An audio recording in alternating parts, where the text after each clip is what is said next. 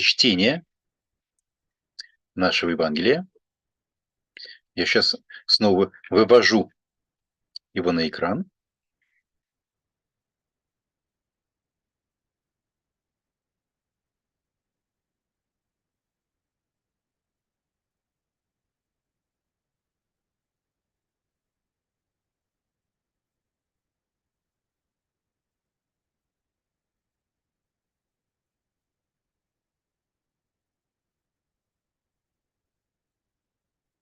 Мы остановили в прошлый раз наше чтение.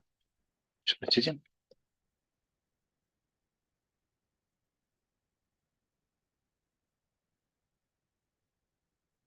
На сцене умножения хлебов.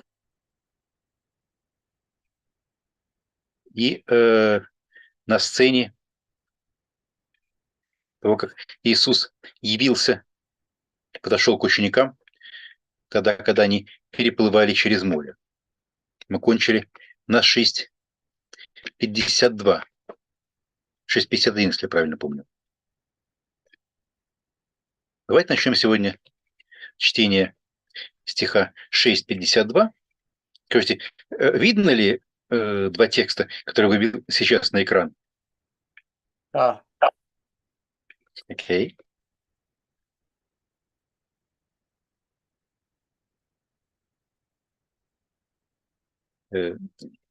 Давайте просим кого-нибудь прочесть греческий текст из наших участников.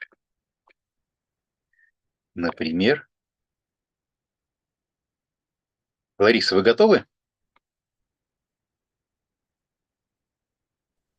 Мне плохо видно экран. Я сейчас еще Bible запущу свою, пока нет, Михаил Георгиевич. Хорошо, тогда, может быть, мы обратимся к нашим братьям-классикам. Мэгги, вы с нами? Да, я тут. Прекрасно. Давайте мы вас попросим прочесть 6:52 по-гречески, маленький стих. Довольно много, может быть, с ним связано комментариев, размышлений. Пожалуйста. Угар сюнекан эпитоис артоис ален аутон ге кардия пеперомене. Да. Здесь у нас вот то самое гар, которое Марк так часто любит, который маркирует какие-то вещи, которые он хочет нам сообщить, касающиеся бэкграунда, да, вот. Обе даже можно слово перевести «ибо». Но основное, что хочет нам сказать, они не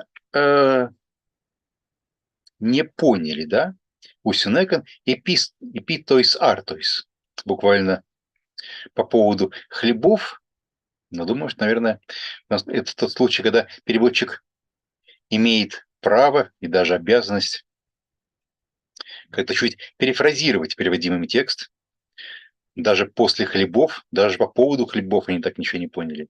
Они так ничего не поняли по поводу хлебов. Может быть, все-таки корректнее было бы сказать, даже после чуда с хлебами. Но буквально их сердца были окаменены. Да? Их сердца окаменели. Вот этот момент окаменения сердец, мне кажется, заслуживает целого ряда комментариев. Один комментарий связан с тем, что мы видим это и по Септуагинте. У нас слово «сердце» в греческом языке Септуагинты и Нового Завета употребляется не в качестве какой-то метафоры для нравственной целостности, сострадательности, милосердия и так далее, как это имеет место в русском языке, а вслед за еврейской образностью сердце, у нас еврейское лев, левав, это сосредоточение, понимаете, как сосредоточение ума, понимания, да? Скажем, тогда, когда, может быть, сейчас на эти места посмотрим, когда речь идет о том, что Бог ожесточил сердце фараона, как мы это видим в книге «Исход» в первых ее главах, то речь на самом деле не идет о том, что фараон сделал эмоциональную составляющую жизни фараона какой-то такой особенно жестокой или бесчеловечной, наиболее естественное для русского человека понимание фразы «Бог ожесточил сердце фараона». А речь идет о том, что ум фараона стал глупым. Бог сделал его глупым.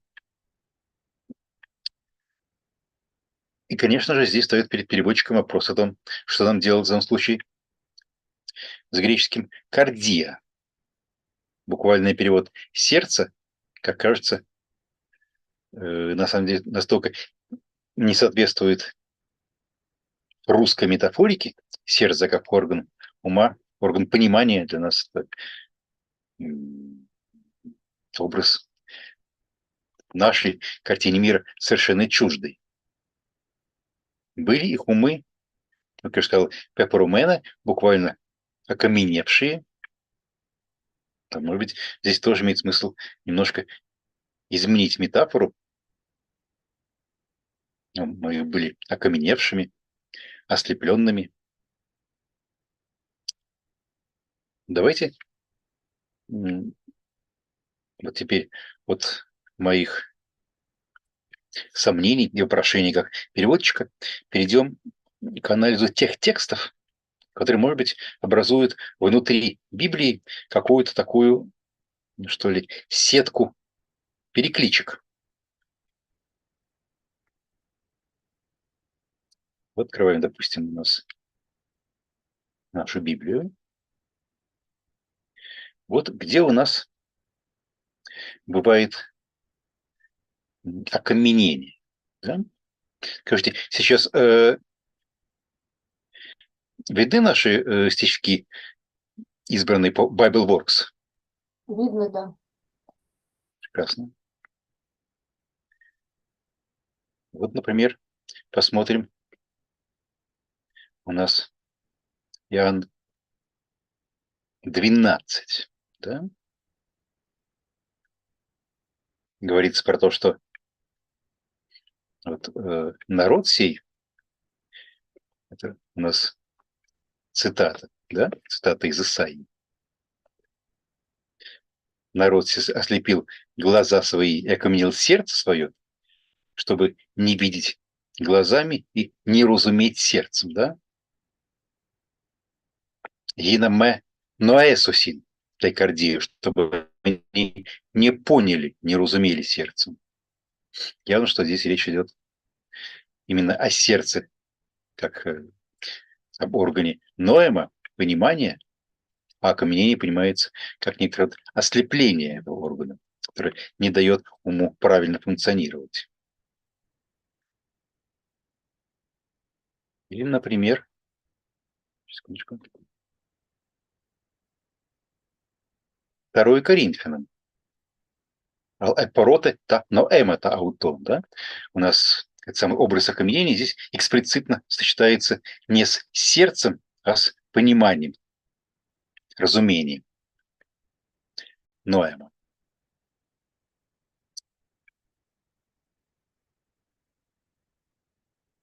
Вот это место, которое мы сейчас смотрели из Иоанна, который отсылает к тому, что цитате из Исаии про то, что народ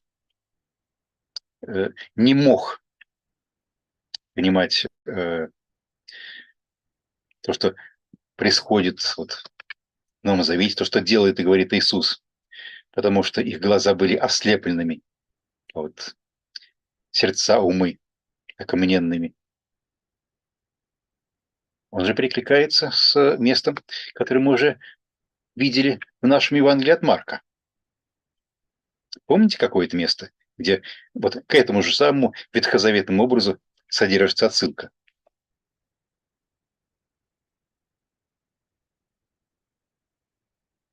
Давайте еще, может быть, чуть вернемся к этому вопросу, а пока посмотрим на схожий образ у Марка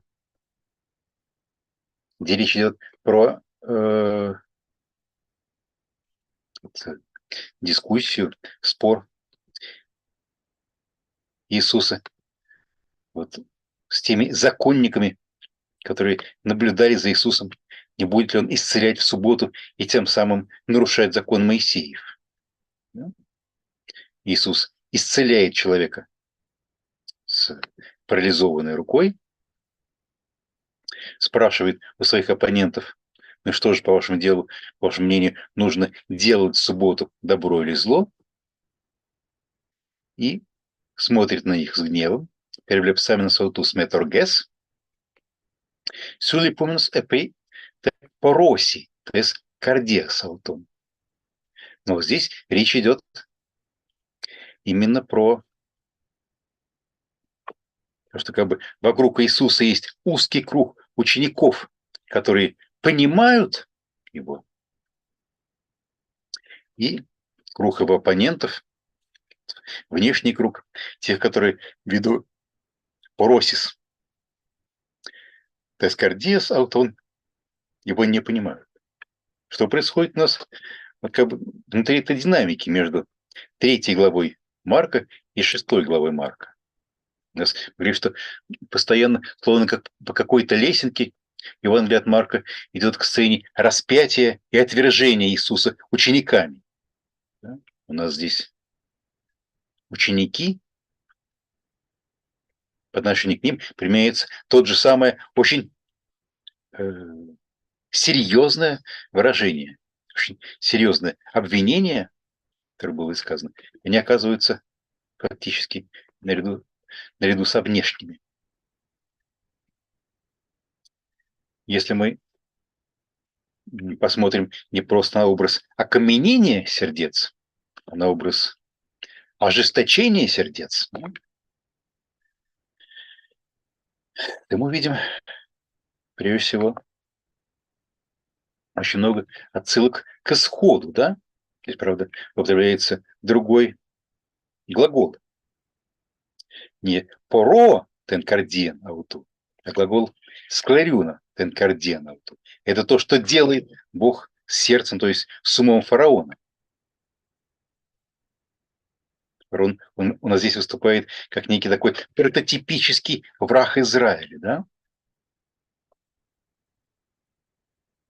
И то, что у нас язык, которым здесь Марк про учеников Иисуса говорит, оказывается, столь похож на язык, которым у нас в Ветхом Завете описываются враги и архивраги Израиля, да? Эбарюнта, экдиауту. Это, конечно, очень многое говорит нам про ту тему, к которой мы постоянно возвращались.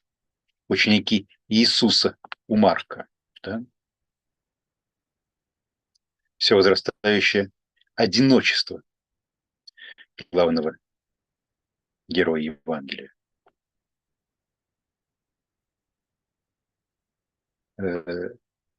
Joel,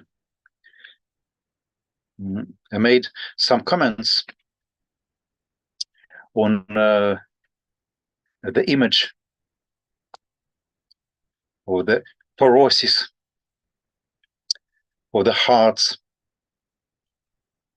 of the disciples, mentioning both the image, the nature of the imagery, that in fact hearts here do not refer to emotional side of human being, but rather to the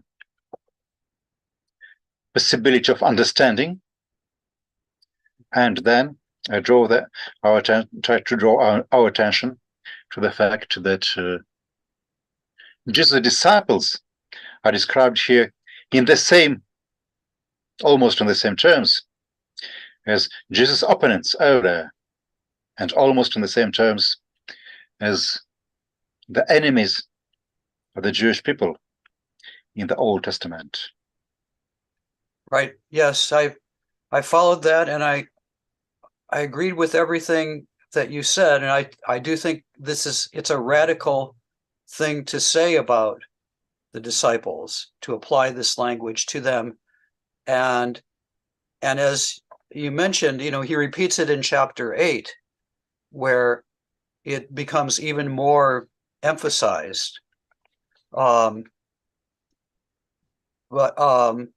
I do think the Old Testament background is important.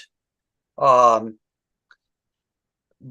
I just a few things I'm not sure you mentioned I'd add. First of all, so the classic text, as you showed, is God hardening Pharaoh's heart. But we also have texts in which Pharaoh hardens his own heart. So there's a duality about this. On the one hand, it's, human responsibility. He hardens his own heart. But on the other hand, God's behind the hardening of people's hearts. So there's a mysterious and somewhat contradictory duality. The language is also applied to the children of Israel, though, too. So while it's a terrible thing to have your heart hardened, it may be that that's not the last word, right? Because the children of Israel's hearts are hardened, but there's the possibility that they can be softened, right? And it doesn't mean that God has cut himself off from those whose hearts are hardened. And the other thing I found in various researches that I did is this language is also very common at Qumran. Shuri root lev, hardness of heart, or and usually I think applied again to their enemies, but also that's something that can afflict insiders. But the other thing is this verse 652. What does it mean exactly? That I think you've done a very good job with hardness of heart, but about the loaves, they didn't understand about the loaves. Somebody wrote a whole dissertation on this verse about how it's connected, how their hardness of heart is connected to the loaves. So that's another mystery.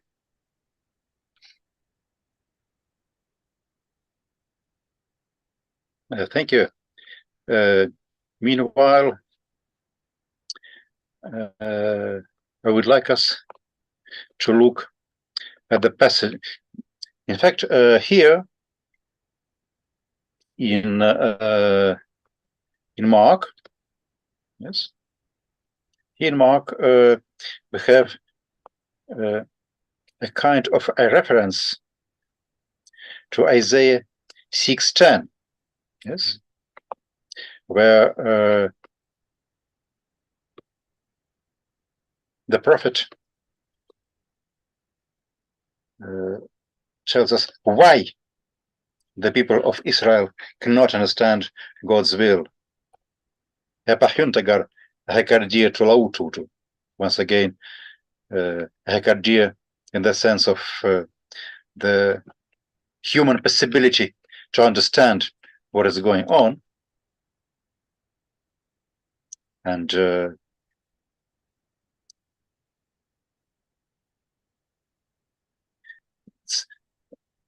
they can hear with difficulty, they can see with difficulty, and the ultimate goal of all this is that's God's will, God's decision behind this. God's decision, I would like to say, to divide the people in those who can understand what is going on and those who cannot. Let's look once again at this passage of Isaiah, which seems to be so important for the Gospel of Mark.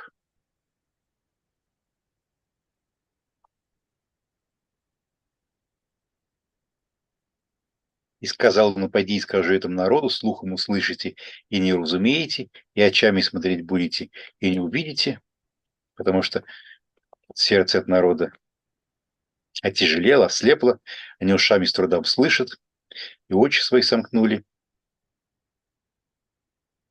чтобы они не смогли обратиться, и я не исцелил их. Но помните, мы же уже встречали цитату, отсылку к этому месту из Марка, у Марка отсылку к этому месту из Исаии. Это было Joel, we already had a reference. Yeah, in 4:11 and 12, 4:11 to 12, right, in the parable theory. Exactly. For 11 and 12, when Jesus explains to his disciples that those who are out of the circle of his disciples cannot understand anything, cannot understand to mysterium. Well, the disciples can do this. Yes? Ca eleganor tois, humitum mysterium dedutai tes basileas tu teu. Yes, Понимать. yes, And that's then, right. Though immediately, in 4:13, do you also not understand, right? So it immediately begins in 4:11 and 12. There's this sharp division between disciples and outsiders, but then in 4:13, they also don't understand. So there's a beginning of qualification of it, I'd say. so in some sense, we can say that Mark 4:13 somehow prefigures what I have here in 6:52. In 4:13, we have a question. Do you not understand this parable as well? And then in 6:52, we have an answer. Yeah. It looks pretty bad for the disciples. It looks pretty bad for the disciples. But that's the logic of Markan narrative. Yeah. It is interesting to look at, the usages of Isaiah 6, 10, 11 in the New Testament. It's very frequently cited, as I think you showed. And already with Paul, and in John we saw too, it's used to explain, something that was a big problem for the church, and that was the unbelief of Israel. If Jesus is the Messiah, why doesn't Israel accept him? And so in most of those passages, it's used to explain, well, this is by God's will for some mysterious reason that the rest of Israel doesn't understand. But again, Mark applies it in a way I don't think anybody else does in the New Testament to the disciples themselves. Or if they do apply it, it's in dependence on Mark. Would you like me to show some passages from Paul and John? Пожалуйста. Okay, then please give me the references. Oh, I'll have to find them. Okay. I'll get back to you.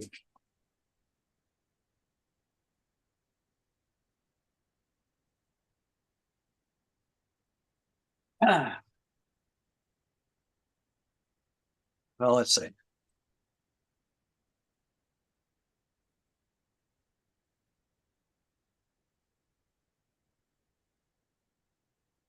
So John was John 12:40, chapter 12, verse 40.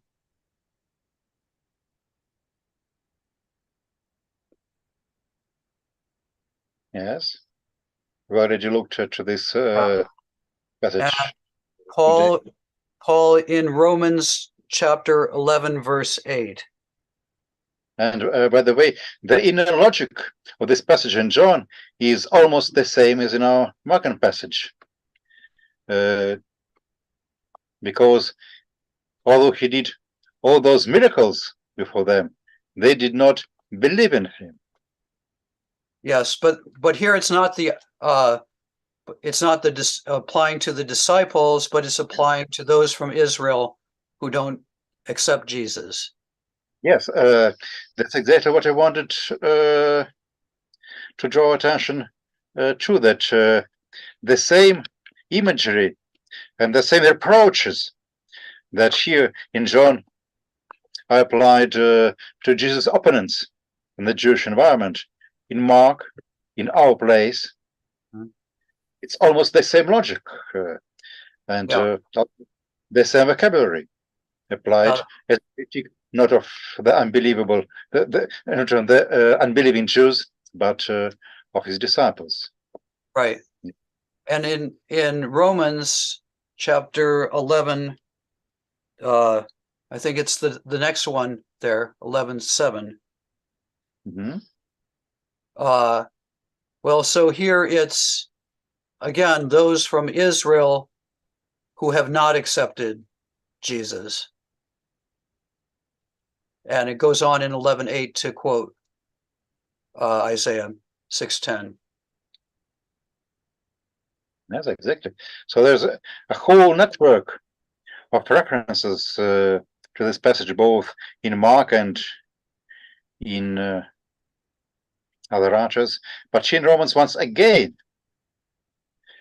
had ekloge epetuchen, those who had been chosen, they attained, they got faith.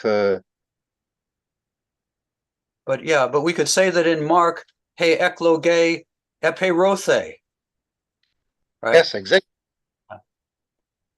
And another significant usage is in at the end of the book of Acts, Acts chapter 28, verses 26 and 27.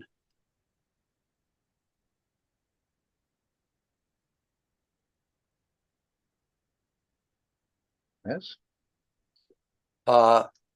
Once again, the same passage from Isaiah. But here again, and this is a very significant passage because it's the end of the whole book. And we've had throughout Acts this division within Israel. Some accept Jesus and some don't.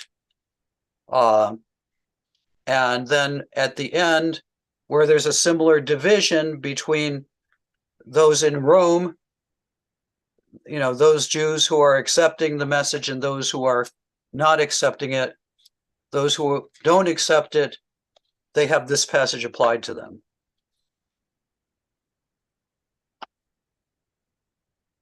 Yes. Here is also important place both in the book of Acts and in the New Testament, because this is an explanation and legitimation of the Gentile Christianity. Because in the next verse, Paul uses this reference to Isaiah and the idea that the cardia tonoudaion peperomene as a legitimation for the mission to the Gentiles. Yeah, no, that's true. And this is a pattern within Acts, that previously in the narrative several times, Jews who have opposed the message, and Paul says, okay, I'm going to the Gentiles. But then in the next chapter, he's back with, in the synagogue. But still there is a pattern of being rejected by Jews and going to Gentiles. which happens here at the very end of the book, but then it does say it at, in the very last verse, he was, the implication is that he was still hanging around in synagogues and teaching Jews. So it's not irrevocable. And it's not, he doesn't do any more outreach with Jews even after he pronounces stuff like this. It's kind of complex. And there's a lot of debates about, how has Luke, the author of Acts, given up on Jews who don't believe or not? And I think it's a pretty complex situation. Thank you. В нашем чате Лариса пишет, действительно очень важный момент. Интересно, как Матфей поправляет Марка в параллельном месте к Марку 4, 11, 13. Параллельное место Матфей 13, 16, 17. Где Иисус говорит ученикам: «Ваши же блаженны очи, что видят, и уши ваши, что слышат. Ибо истинно говорю вам, что многие пророки и праведники желали видеть, что вы видите, и не видели, и слышать, что вы слышите, и не слышали».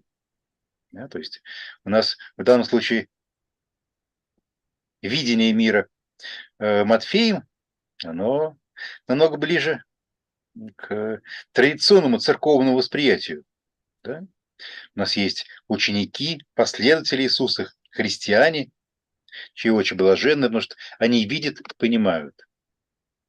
А у Марка картина действительно совершенно получается другая. Да? У нас окаменели очи всех.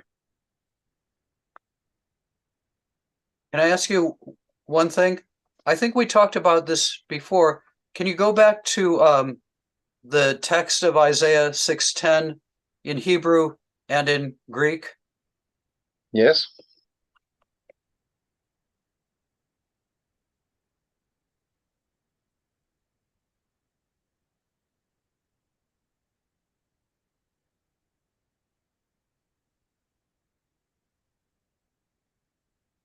Yes? So there are people who say that the Hebrew is more pessimistic than the Greek, because in the Greek you have at the end, it's all been in the subjunctive, controlled by mepote. Mepote idosin, kai akusosin, kai sunosin, kai epistrepsosin. But then at the end, you have a future indicative, kai iasomai, autus. And I think we discussed this before, and you were skeptical about that interpretation. That the indicative makes it less pessimistic, just holding out the possibility that God will heal them. Yeah, I probably told about Maybe that was you who were skeptical. Yeah. Yeah, Yes, we discussed it already. I can repeat if you like.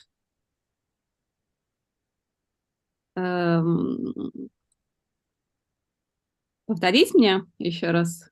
Или вы хотите, Михаил Георгиевич? Повторите, Маша. Мне кажется, это действительно стих, который, видите, у нас оказывается не только значимым для Ветхого Завета, но к нему целая цепочка разных мест из Нового Завета восходит.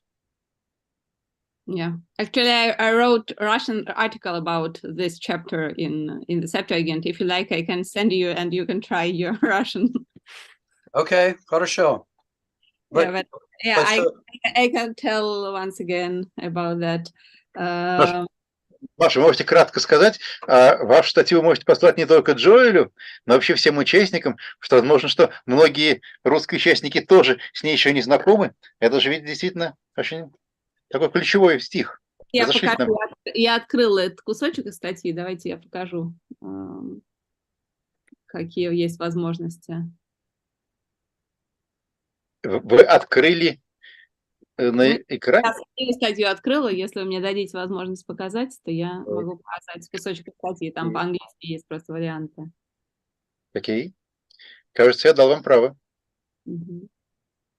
I mean, I think partly why people, want to interpret this, in a more positive way is because, they're bothered by the verse in Mark and they want to find some way of making the verse in Mark in 4:10 to 12 less harsh than it seems. So, there is an interest there.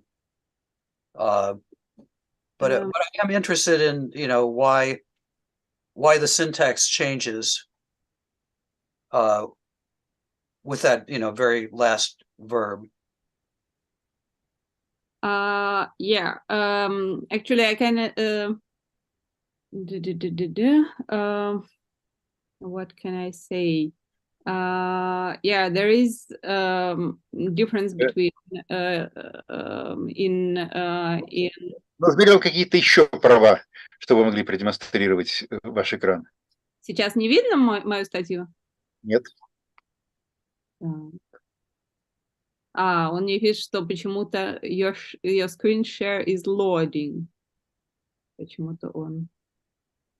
Ну, ладно, давайте.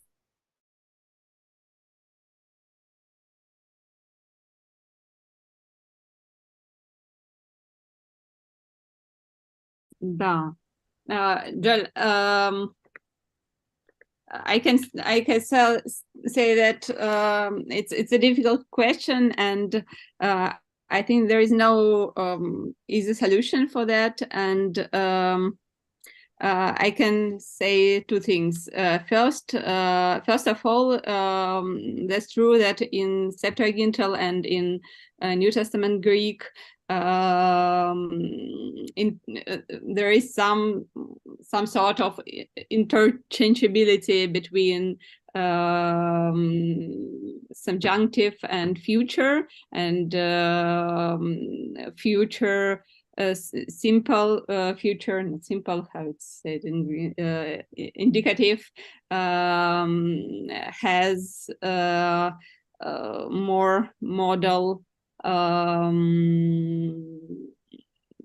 has a tendency to be used in some sort of modal sense, like subjunctive. So as you know, there are examples in New Testament where mapata is after mapata there is a verb in future. Yeah, I can try to show the example. Yeah, and it's clear. Yeah, and at the same time, there are several examples in the Septuagint where there is similar chain of row of verbs after mapata.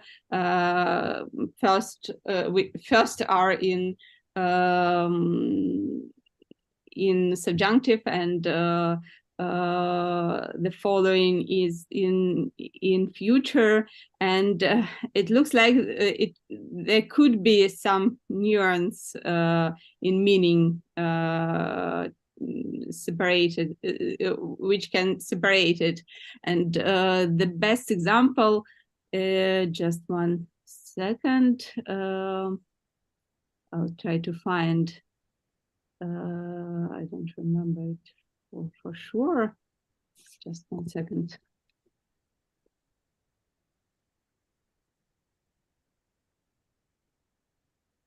Yeah, it's Genesis chapter 3, 22 in the Septuagint. Yeah, I can try to show it. Just 1 second.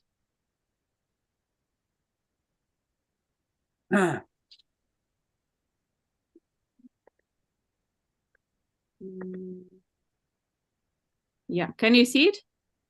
Yeah.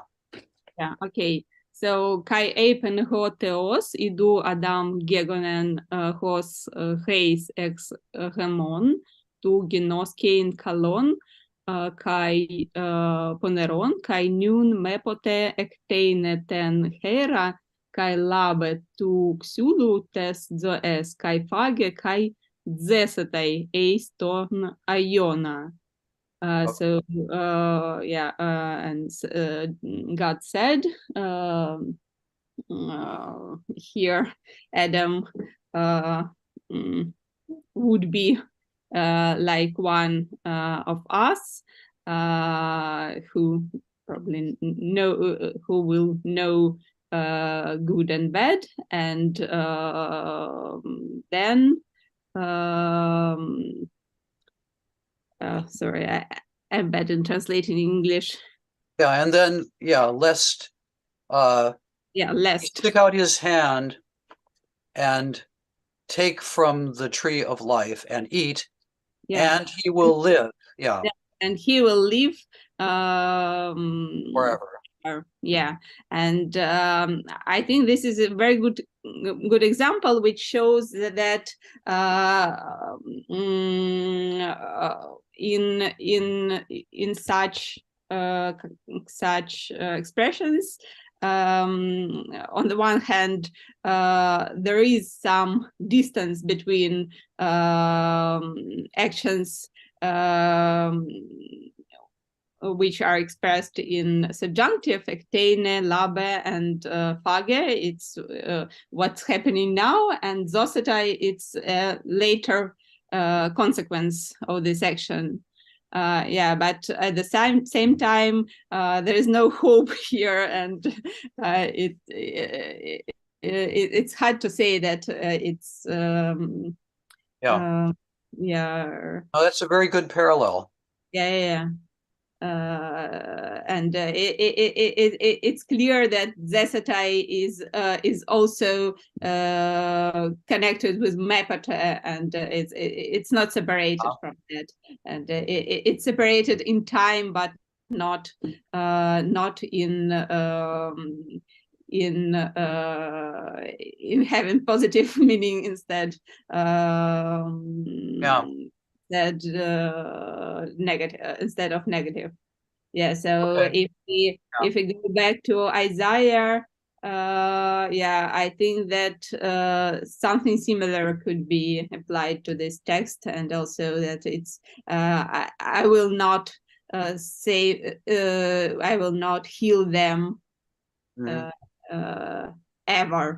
So there is parenthesis here, but not the positive meaning. Okay, that's a very good parallel and explanation. By the way, the structure of these two places is also very similar from the point of view of the grammar. I mean, the usage of tenses, because in both cases we have a series of actions, and all these actions except the last one, the culminating one, are expressed in subjunctive mood, but the last one, the culminating one, is expressed in future. So probably this is not coincidental, but this is some feature of the Koine usage of tenses. It has been noted by many researchers, including Murauk in his syntax of the Septuagint Greek, that subjunctive and actually this that it is what I now told is the same as Murauk. Okay. So it's not my idea. Okay. So I like the way you put it better. He translated. Then I would be compelled to cure them. Okay. And and nets, as you see, translates and I would heal them, and I think it's not right.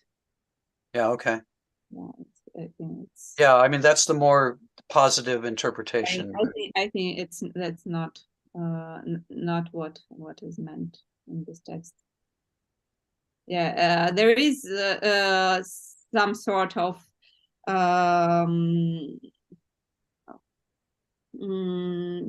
positivization in positivity in Greek translation, but it's expressed. It is made by different means, not in this last verse. Yeah, I think it's it's more important that in the Septuagint these verbs are in epachunte and ekusan and ekamusan are in indicative, so it's just the state of people, not a command not a command to prophet to make them like this. Do you think that the Isaiah text is deliberately echoing the Genesis text? Because the Genesis text is such an important text. You mean in syntax here? Yeah. In Greek? I don't know. It's hard to say. Yeah. I'm not sure. It could be. Yeah. I mean, both of these are such important instances of like sin and then a judgment of incomprehension. Yeah, it's a nice idea, but it's hard to say for me. I don't know. Yeah, actually, Joel, may I ask you about something else? It's connected with this text, and I think maybe we already discussed it, but I forgot. Are there any studies? Привет, я дома. Any studies about Septuagintal or Old Testament sources, maybe, or base for divine passive in New Testament? Studies of divine passive in the New Testament? Not in the New Testament, but about their possible sources in the Old Testament, in biblical Hebrew or in the Septuagint. I think people mention that. Yeah, but when they talk about divine passive. Because I never saw it, but I have some observations, and one of them is in this verse. So that's why. Let me do some digging, and I'll get back to you. Oh, thank you very much. I would be very grateful. Thank you. You're welcome.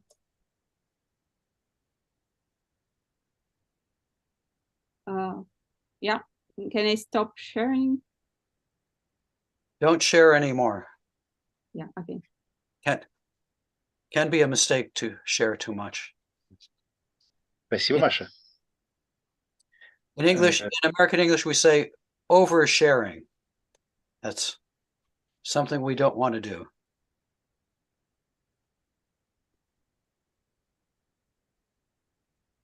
Окей. Вот. Как это часто бывает, какие-то моменты, мимо которых мы можем при беглом чтении текста проскочить, не обратив на них внимания, они оказываются во многом ключевыми стихами, за которыми встает целая сеть перекличек с разнообразными местами и Нового Завета, и Ветхого Завета, и использование ветхозаветных цитат в Новом, и своеобразие теологии Марка, который упорно, вопреки тому, к чему мы привыкли, подчеркивает ослепленность умов учеников, в том числе и ближайших учеников Иисуса.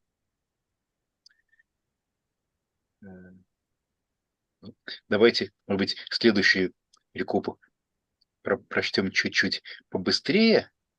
Кто сейчас к нам присоединился из наших учеников? коллег. Кто хотел бы сейчас прочесть, допустим, стихи с 53 по 56? Вот весь этот немножко переходный кусочек. Ирина, хотели бы? Нет, я тут в метро, неудобно. Прошу прощения. Хорошо. Мэгги, тогда мы попросим вас еще раз Да, выступить. конечно. Окей. 53-56. Вот все, что мы сейчас видим на экране. Мгм. Kai diaperasontes epiten gen elthoneis Genesaret, прошу прощения, Kai prosormisthesan, Kai exelthonton auton ectu ploiu euthus epignontes auton. Priedramon ol golen ten horan ekeinen, kai erxanto epitois krabatois tus kakos ehontas periferein hupu ekuon hoti estin. Kai hupu an eseiporeveto eis komos eis poleis eis agrus. Entais agorais etithesan, tus adhenuntes kai parecalun auton ginacan tu craspedu tu himatiu autu rapsontai kai hossoi an repsanto autu esoxanto. Созданто. Мгм.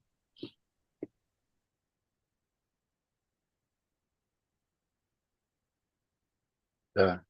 Они переправились, достигли земли в Генесарете, причалили к берегу.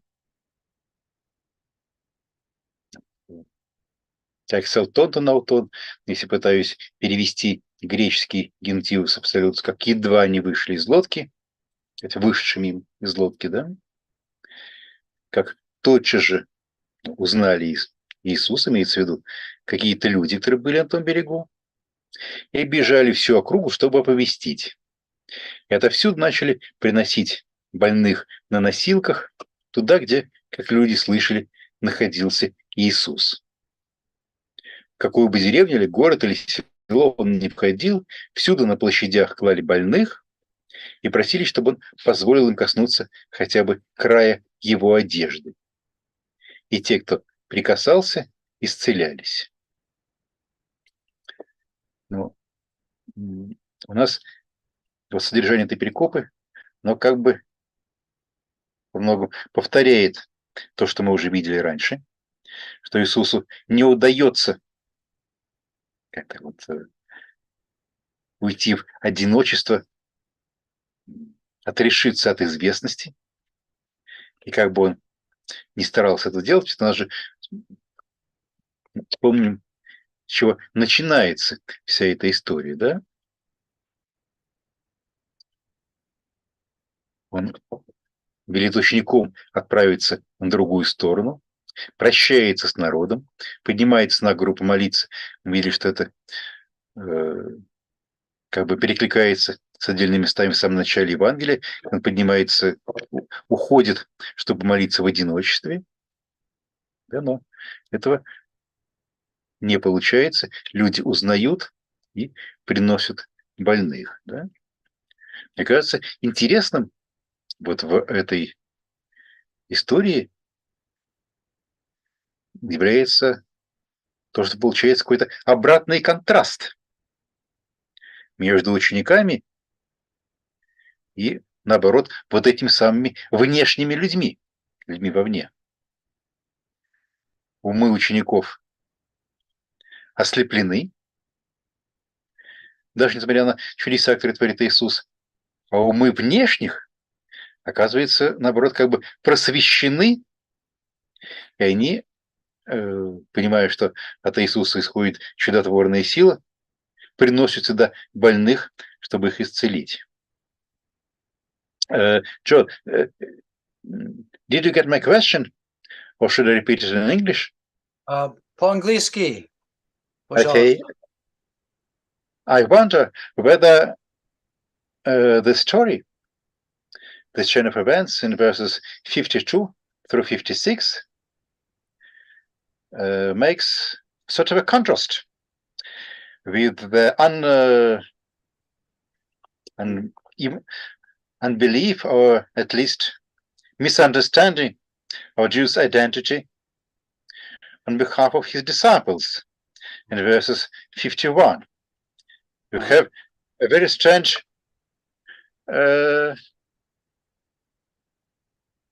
inversion of what we saw before this.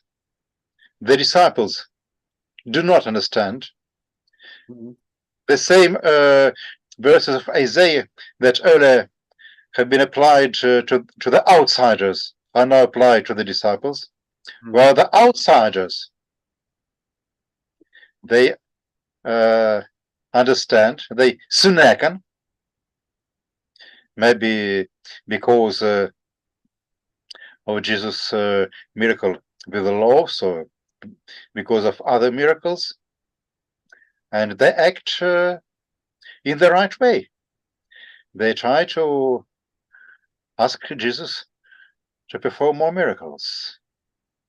Yeah, I mean, I think it's an interesting suggestion. It sort of depends on what sunekan means in 52, right? What is it, again, that the disciples don't understand that they should have understood? What does it mean they didn't understand about the loaves? I guess on one level, I mean, Jesus has just multiplied miraculously the loaves, but they still didn't understand his power, I guess, and that's, I guess, why they're astonished at the end of verse 51. But I mean, it could also be that understanding is a deeper thing than just knowing that Jesus has the power to heal. I mean, I think the disciples' lack of understanding goes deeper than that. But I do think in the overall context of the gospel that, you know, you're right that this, you know, this sharp division that we saw in 4:10 to 12 between the disciples and the outsiders, it begins to be messed up almost immediately. And at the end of the gospel, the disciples all run away, and it's an outsider. It's a Roman soldier who sees what's going on. So maybe this is, as you suggest, a prefiguring of that. Yes, I would like to ask whether this is just messing up, that both disciples and the outsiders are now treated in the same way, or even it is not just messing up, but it's an inversion, like in the passage that you mentioned, that Roman centurion turns out to be closer to understanding Jesus' identity than the disciples. It's not just that they are on the same level, but that's the complete inversion of the attitude between inside and outside. Yeah, I think I can go along with that, but I want to hold out some hope for the disciples, and I think Mark does. And, I mentioned this before, chapter 14, verse 28, and chapter 16, verse 7, in both of those, Jesus says, after he's raised, he's going to go before them into Galilee, and there they will see him. So I do think the author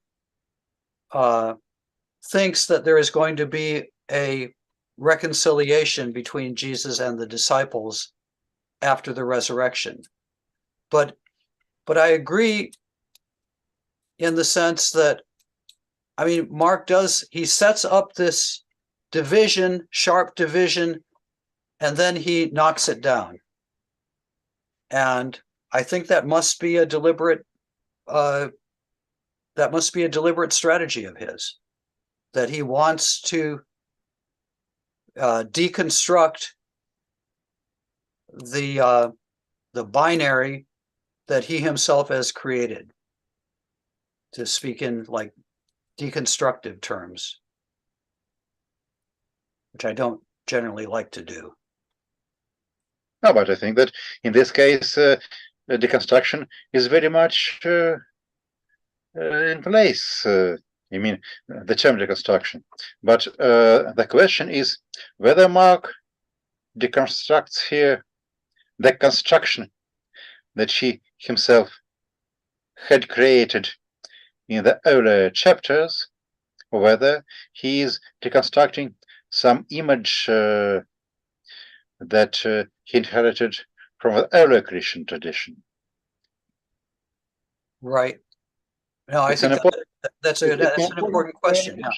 Yeah. This black and white duality between those who are inside and who can understand, and those who are outside and cannot understand, was Mark's own invention, or whether he inherited it from the earlier tradition just in order to deconstruct it.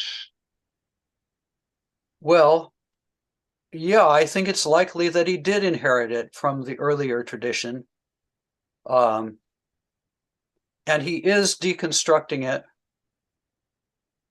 But I guess maybe I don't think that he deconstructs it as totally as you think that he does, because you want to say, I think, that the disciples represent, some other faction in the church, some other stream of Christian tradition, maybe the Jerusalem disciples, that Mark is opposed to. Am I correct in my inference there? Question mark. Is that where you're going? Not really. I rather regard it's a good question, because definitely I like very much the Gospel of Mark, especially because of that particular worldview that is so prominent in Mark. I believe that it's not rather a polemics of one faction within the church, let's call it Mark's faction, against another faction, let's call it Jerusalem faction. I'm not going to think about these lines, but rather I think that behind the narrative, the gospel narrative, as it is represented in Mark, is not a polemics against some particular faction in early Christianity, but maybe the polemics against the very idea of hierarchy and pretension of some disciples and faction to be the real apostles. We have the same attitude in Paul. We discussed it somehow last time, that Paul does not say that other apostles are bad, or they're not apostles. He just says that we are all under the sin. Yeah. No, I like that, and I think the comparison to Paul is good, but you have a similar kind of duality in Paul, because sometimes he constructs a dualism, of insiders and outs, like in Romans 2. Sharp dualism between those who will be saved and those who will be damned, and those who obey the law and those don't. But then,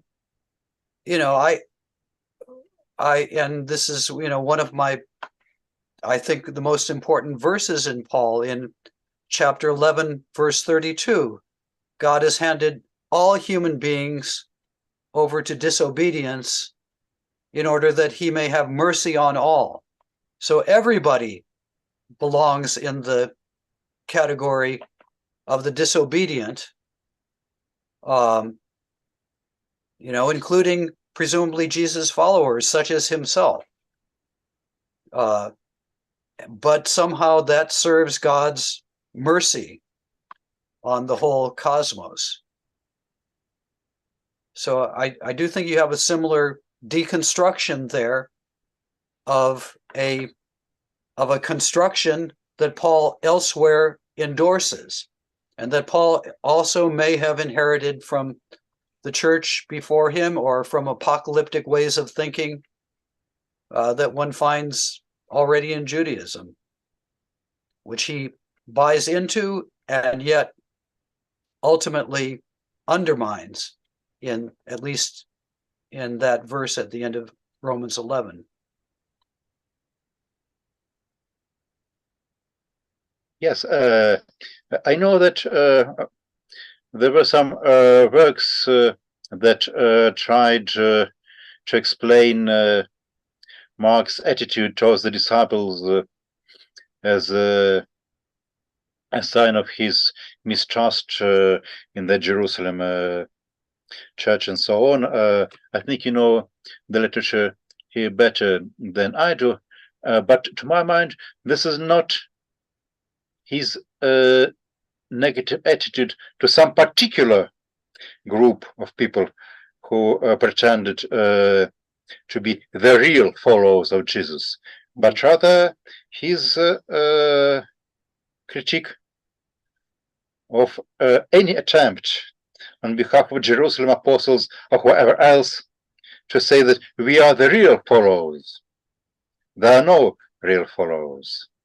Yeah. Like the place of Paul that you quoted, that all of us are sinners. Yeah. And as I said, I think last week or the week before, I mean, this sort of Jerusalem church opposition theory, it was popular in the 60s in America.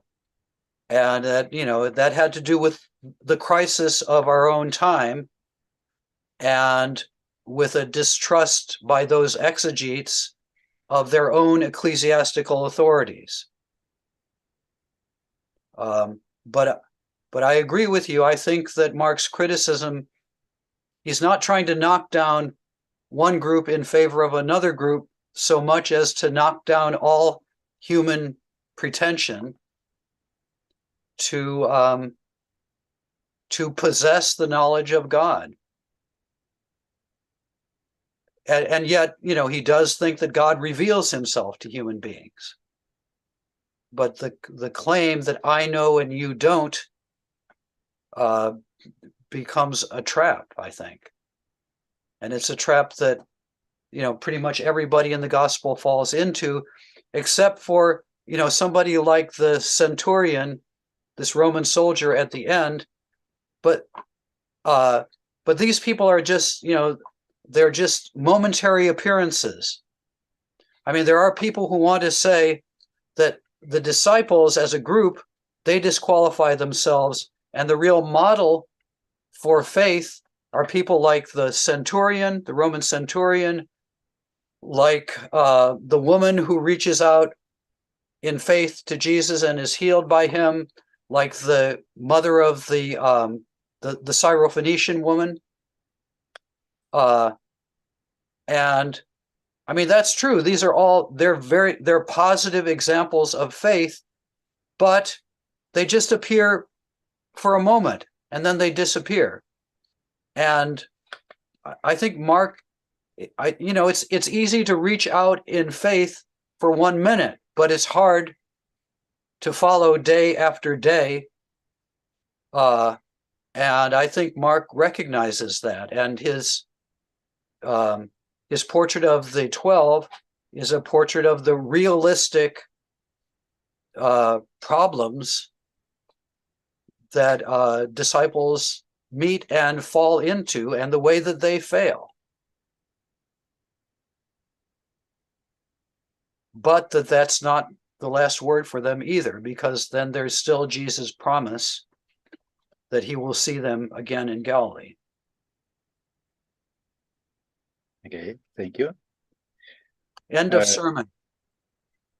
I thank think that you. would make a good sermon. Yeah. Thank you, Joe. If we have any questions or remarks on verses 53 through 56 at the end of chapter 6, we can discuss this, or since we still have some time, we can move on to the beginning of chapter 7. Before we do this, we'd like to ask you, Joel, or anyone who is present at our seminar, whether you have any questions or remarks on the end of chapter 6. I don't have anything. I mean, I would think that, these verses are editorial verses that Mark himself has written to connect, his narrative.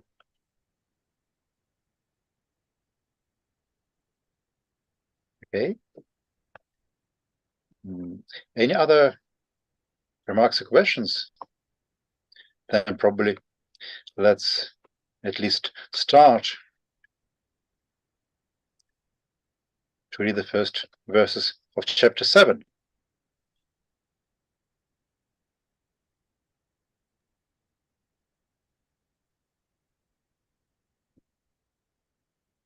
Let's try to read them verse by verse. Может быть, мы можем попросить кого-то из младших участников нашей сегодняшней встречи.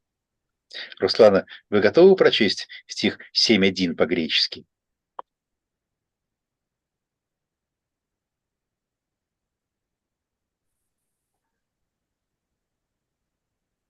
Руслана, вы с нами?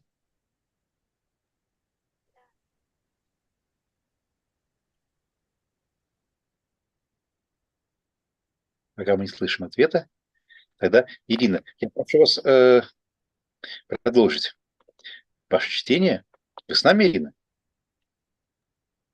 Да, но я все еще не дома. А читала, по-моему, Мэгги последняя, нет? Хорошо, давайте попросим Мэгги. Да, конечно. Только первое читать? Давайте, может быть, все-таки прочтем 1-4. То есть, вот, собственно говоря, затравку этого эпизода. Угу. Сам эпизод мы уже только в следующий раз можем рассмотреть. Давайте прочтем его затравку. Хорошо. Kai synagontai prosauton goi farisaioi kaitines ton grammateon elthontes apo Hierusolumon. Kai idontes tinas ton madheton autu goti koinais hersin. Totestin anipois esthiusin tus arthus. Hoi gai farisaioi kai pantes hoi iudaioi ean me pygme nipsontai tas heiras uk esthiusin. Kratuntes ten paradusin ton presbyteron.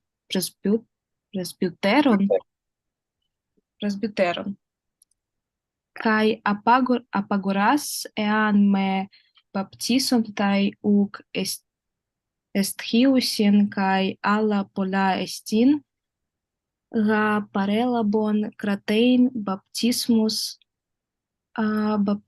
ποτερίων kai ξεστών kai χαλκίων. Кайклинон. Давайте добавим еще и слова, которые были у нас здесь в скобках, насчет которых, как мы видим, сомневаются издатели, включать их сюда или нет. К Иисусу подошли фарисеи, это и некоторые истолкователи Писания, пришедших из Иерусалима. Они увидели, что некоторые из учеников Иисуса приступили к еде с нечистыми руками, то есть не омыв рук. А фарисеи, как и все иудеи, не приступают к еде, пока не омоют рук. Так они соблюдают предписания отцов. Придя с рынка, они не приступают к еде, пока не совершают омовение. И еще многие других предписаний соблюдают об омовении чаш, кувшинах, медных сосудий и карабатий. Но карабатий, видим, здесь у нас в критическом издании отмечено как возможная добавка.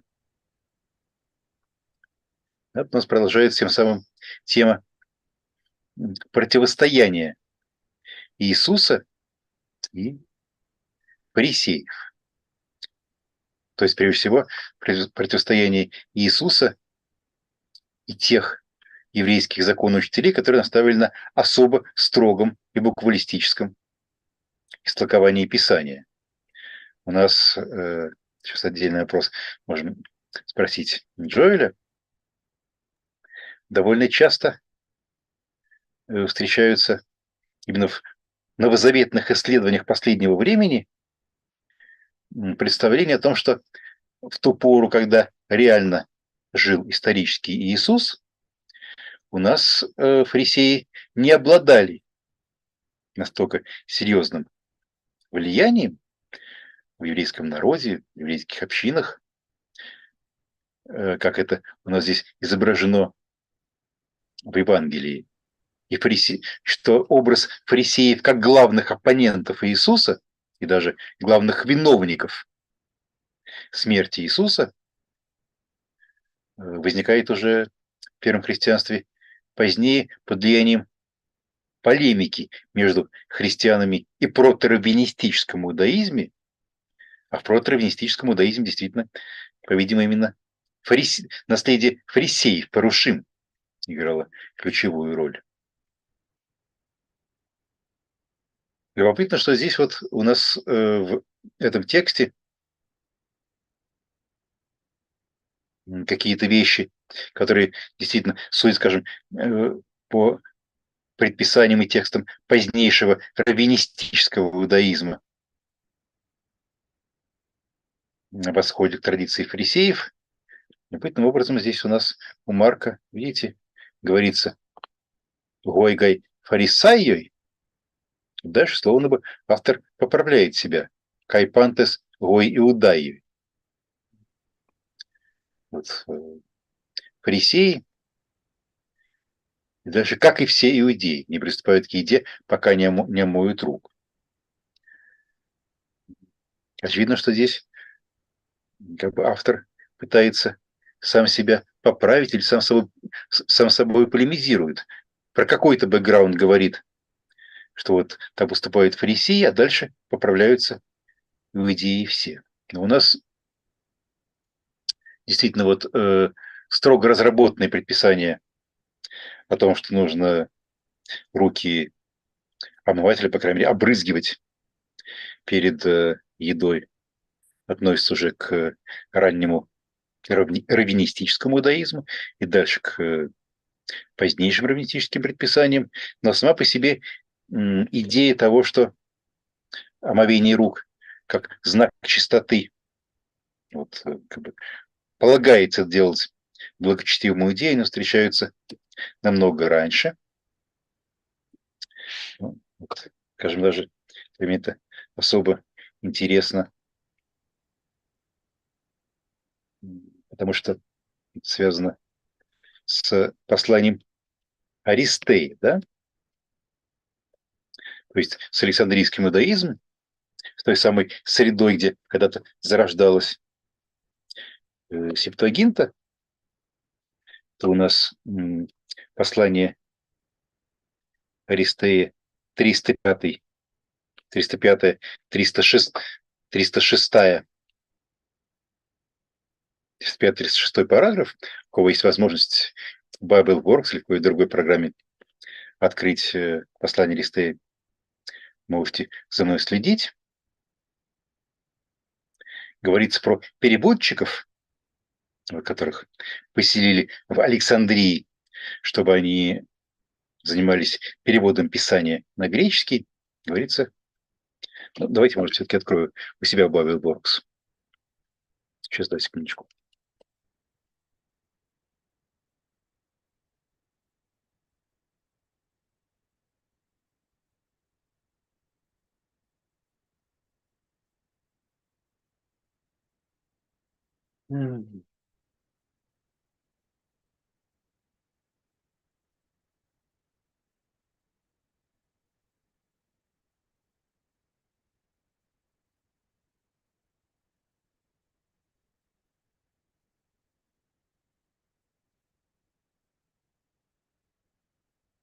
Сейчас.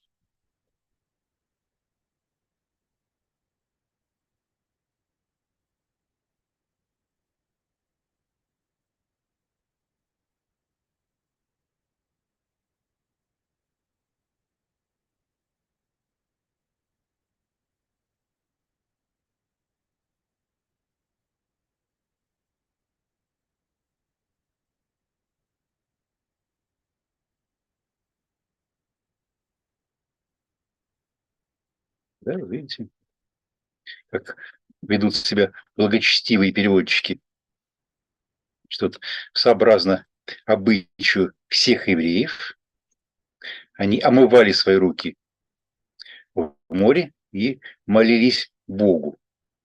И затем посвящали себя чтению и переводу отдельных пассажей, которыми они работали, да. И лирический герой послания Аристея говорит, что я их спросил, а зачем они моют руки перед тем, как помолиться? И объяснили мне, что это знак того, что они не делали никакого зла, поскольку любое действие осуществляется руками. Вот здесь речь идет о том, что у нас омовение рук требуется перед молитвой. Перед молитвой или перед началом какого-то благого дела. Это как бы не совсем еще тот сформировавшийся обычай, которым известен позднее из мишнаитских трактатов, или вот здесь из Нового Завета. Но это явное указание на распространенность практики омывания рук. Причем, смотрите, даже речь идет не про Палестину, где будет складываться потихонечку традиции раввинистического или протораввинистического иудаизма, а про диаспору, да и при этом еще, как бы мы не датировали послание Аристея, на самой поздней датировке все равно это будет 1 век до нашей эры, скорее 2 век до нашей эры.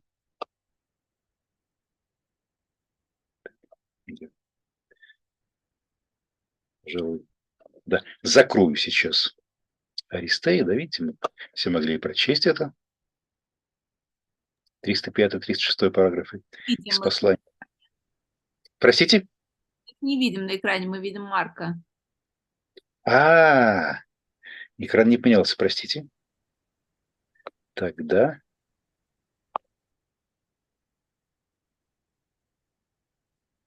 Окей. А сейчас видно? Да. Да, вот.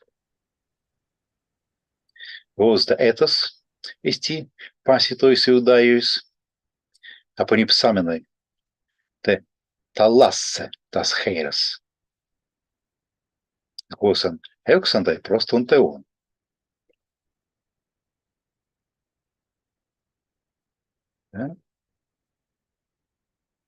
Eperotas tada kai tuto, tinos harin, aprimtzominus, tas heiros.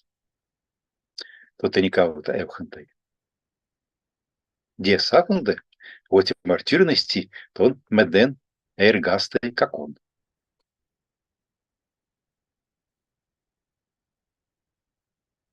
I think this may be one of the earliest testimonies to the Jewish habit of washing hands, not prescribed not only for the priests during the service, but also used outside of the temple. Yes, it's always cited, and it is interesting.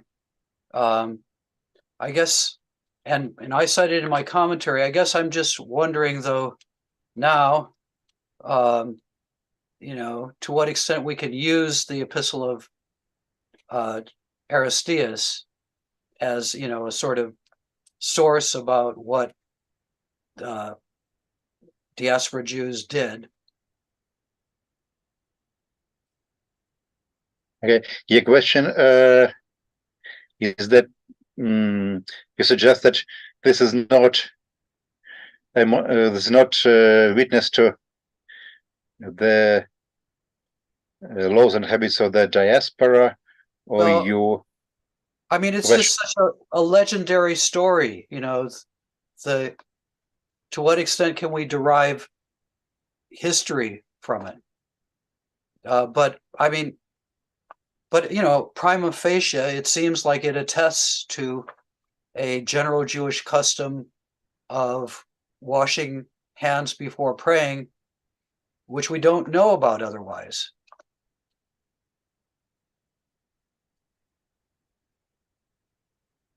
And, and Mark is presenting, he's presenting the Pharisees washing their hands as something distinctive about them, though then he deconstructs it again by saying that all the Jews do it, which I don't know if that is historical either.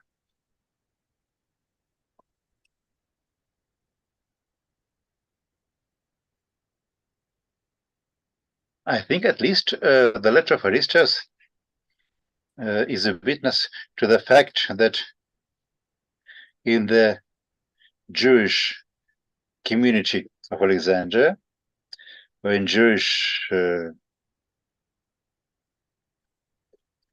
circles at the time, washing hands was regarded as a sign of piety, whether it was prescribed to wash the hands every time you want to pray is not clear, but I think that this passage could have been written only if the author thought that he and his audience would regard this as a sign of piety. He may have exaggerated this. Look, these 72 men were so pious that they washed their hands every time before they wanted to pray or to translate a piece of scripture. Okay, but I agree with that, and that seems right to me, and there probably was some sort of custom of washing hands. It does fit into his overall allegorical interpretation of the Jewish law and Jewish customs, which is, I mean, that runs throughout the whole letter. The whole letter is, or at least a section of the letter is explaining in great detail why the Jews have these peculiar laws, and they all turn out to be allegories for virtuous behavior.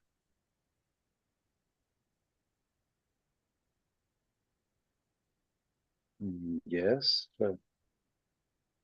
But I think your main point is right. It's an important passage because it shows that people and Jewish people could associate hand washing with Jewish piety, even outside of the Pharisaic realm. And we don't get anything about the Pharisees being hand washers in Josephus, who's our other main source.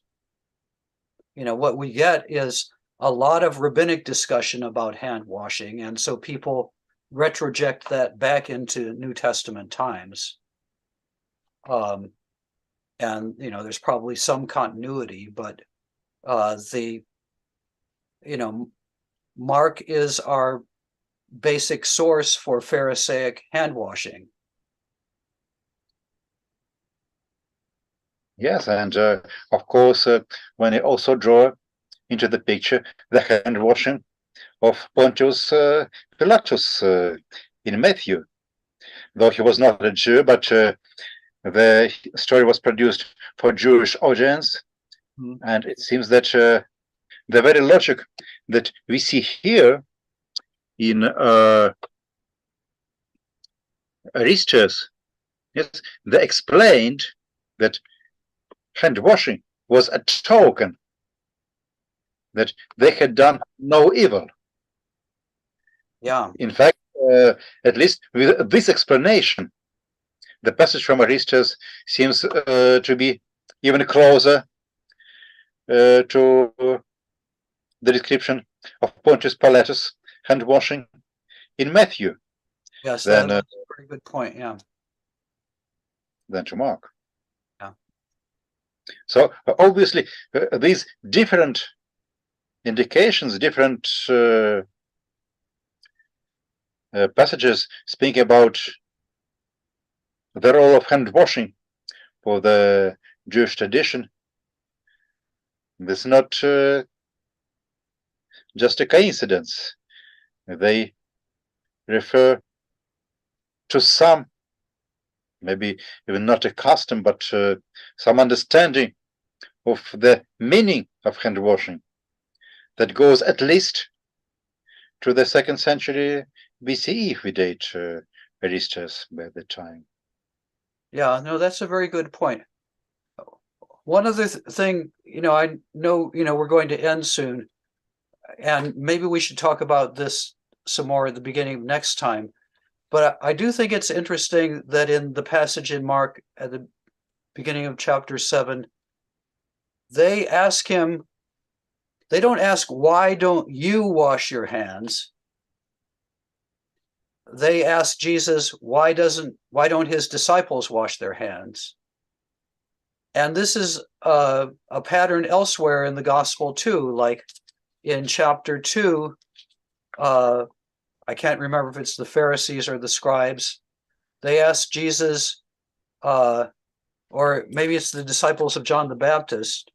I forget who it is, but they say, why don't your disciples fast? So there's some question about what Jesus' disciples do, but, if it were in a realistic context, I would think that they would ask Jesus why he doesn't do it. And, this sort of observation was used by Bultmann and others to say that, these are ideal scenes that were constructed by the early church to explain what they did, rather than traditions going back to the historical Jesus. I'm not sure that's necessarily true, but the question is a good one. Why don't they ask Jesus what he's doing? My preliminary answer would be quite close to that of Bultmann, that since their approaches are addressed in both cases to Jesus' disciples, then probably the whole discussion date to the time of clashes between these disciples and their Pharisee contemporaries. But let's, since now we enter into a new era of, and you did it with your reference to Bultmann, namely the area of to what extent the controversies that we encounter in Mark can be traced to historical Jesus or to the time of Markan community and the early church. Let's start our next meeting with the discussion on this topic. Good. Хорошо. Хорошо. Спасибо, Джоэль. Спасибо лаха. Спасибо. Пока. Спасибо. Bye.